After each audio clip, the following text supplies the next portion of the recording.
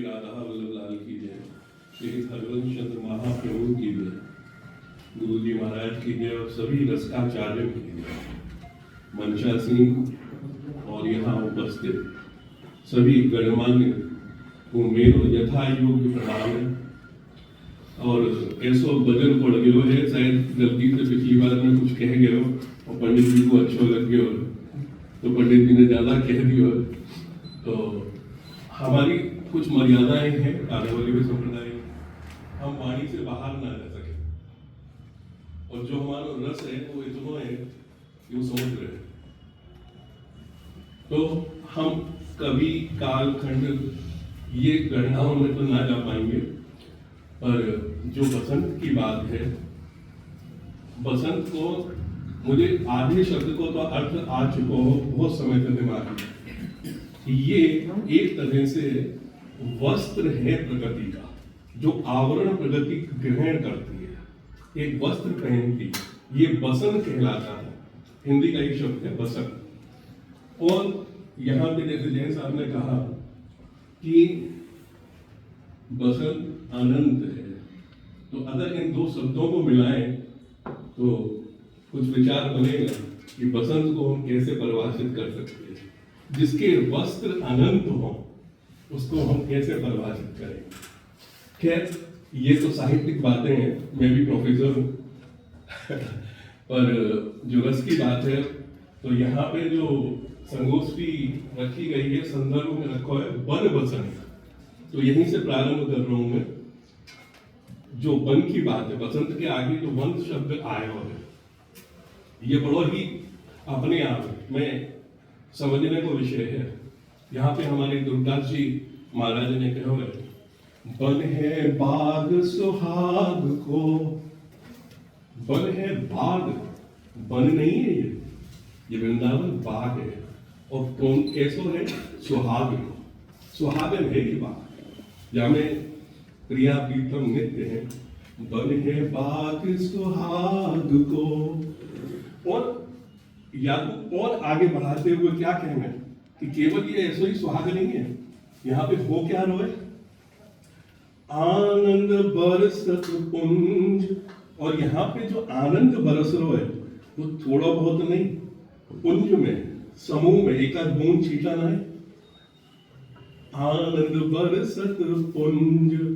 अब ये जो आनंद आ रहा है वो कैसो है, किसकी वजह से आता है?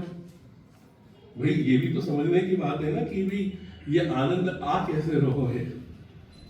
तो एक जगह उन्होंने कही है, लुब्ध सुगंध पराग रस। लुब्ध जो आपको ललायत कर दे, लोभी बना दे, लुब्ध सुगंध पराग रस, जो पराग के रस है। और मधुप करत मधुगुंज, वहां पे बहुरे मधुगुंज करते हुए घूम रहे हैं। नील शीत, नील अरुण नील शीत, ये पंक्तियों में थोड़ा शब्द को मैं आगे कर गया। अरुण नील शीत कमल कुल, जो कमल के फूल हैं वो आप समझ सको, अरुणोदय को प्रकाश से लिए हुए, नीलो पीलो अलग अलग रंगन के, ऐसे ऐसे जो कमल के कुल हैं। और वहां पे क्या हो रहा है? ऐसो लग रहा है वृंदावन पहरो मनो, ऐसो मान लो वृंदावन पहरो मनो, बहुविधि बसन सुरंग, ऐसे सुंदर रंगों को धारण कर रखा है। और ये सब करता कौन है उनके लिए? ये उस वृंदावन जो बाग है उसकी बागवानी भी तो कोई करता होगा। तो वहां पे भी उन्होंने कहा है बड़ी सुंदरता है, देवी वृंदा विपिन की, वृंदा सखी स्वरूप। देवी, पहले क्या शब्द का प्रयोग किया? देवी है, और बाद में क्या कहना कि वह सखी स्वरूप में है।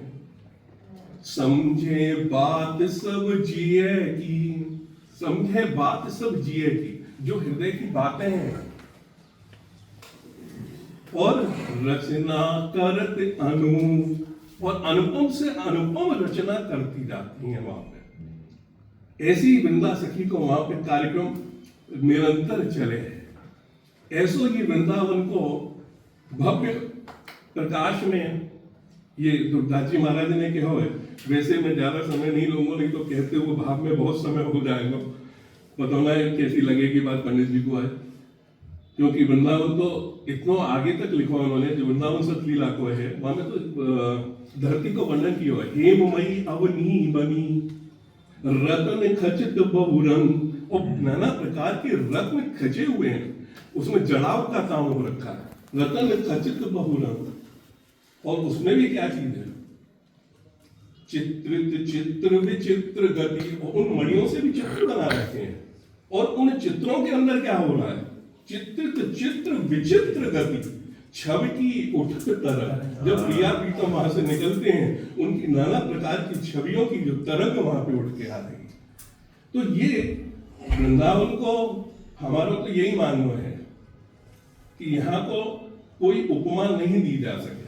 वृंदावन की उपमा तो दी ना जा सके। और जैसे चिंतामणि कही है, तो ऐसे ही दुर्दास जी ने हमारी वृंदावन सतलीला में भी कह दिया कि पायो रतन चीनो नहीं।